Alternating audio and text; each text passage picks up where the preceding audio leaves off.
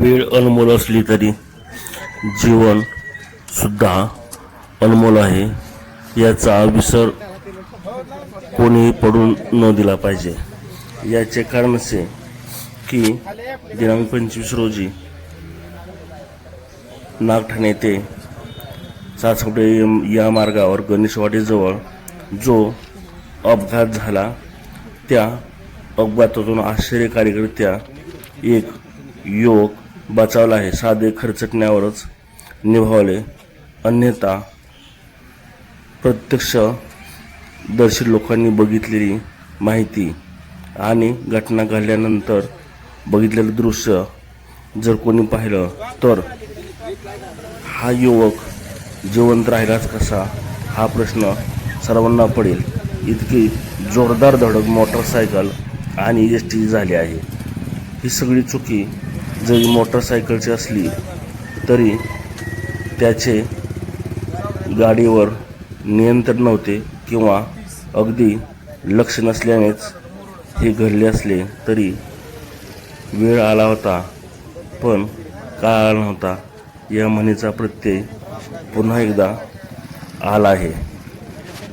बघूया आपण त्या जखमी युवकाची भेट घेऊन तो काय म्हणतोय, अपघात कसा घडला याची माहिती त्याच्याकडूनच जाणून घेऊया। अपघात झाल्यानंतर काही लोकांनी त्याला उचलून एका ठिकाणी सावलीला बसवलं आहे आणि तिथंच लोकांनी गारडा घातला आहे।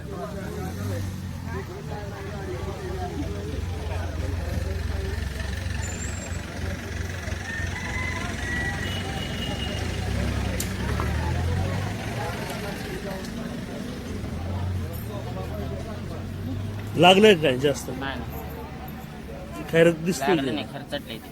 नाव काय आपलं? हा? नाव? व्हिडिओ कशाला बनवताय? नाही रीतसर बनवावं लागतं ते। नवनाथ पवार, गाव? खरतर वाटत। किती वाजता झाले? किती 15 मिनिट झाले का? कस झालं का? गाडी दिसली नाही काय वळणामुळे गाडी दिसली नाही, आणि गाडी दिसली तर मी ब्रेक मारला ना, ती माझी गाडी वायबल झाल्यानंतर तिने खालती ओढली गाडी, असं झालं, स्लिप झाली गाडी। वळण असल्यामुळे जाणवत नाही लवकर।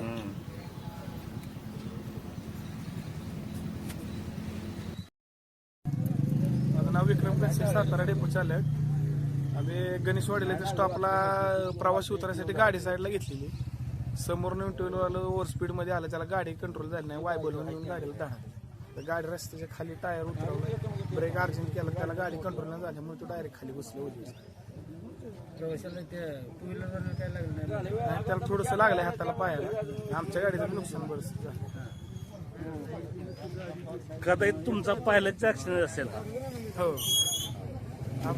तुम्हाला वाटतं काय आता ऍक्सिडेंट झाले मग पहिला काय त्याला वाचवलं की मी उभी गेली गाडी। असं मला म्हणायचं, तुम्हाला विना अपघात सेवा केल्याबद्दल काय? गेल्या महिन्यातच बॅच भेटलाय 5 वर्ष विना अपघात सेवेचा, आणि मग यानंतर असं दुर्दैवी घटना घडली। आता ह्यात माझा काय दोष, मी उभी गेली। दोष तुमचा नाही, वळण आहे, आणि त्याने मान्य केलं की मला गाडी दिसली नाही। तो त्याच्या एका हातात मोबाईल होता, तो एका हाताने आला, आणि त्याला जेव्हा गाडी दिसली ना त्यावेळेला पूर्ण गाडी वायबल होत आला, मग घुसलाय। सगळी इथली गावात इथे माणसं उभी, लेडीज उभ्या होत्या साईडला, बघितलं त्यांनी, मी पूर्ण उभी गेली गाडी, राहिलो, प्रवासी उतराय पुढे आली ती गाडी। मग तुम्ही आता मोबाईलवर बोलत होता बरोबर, मग तुम्ही आता इतर पिढीला काय संदेश द्याल?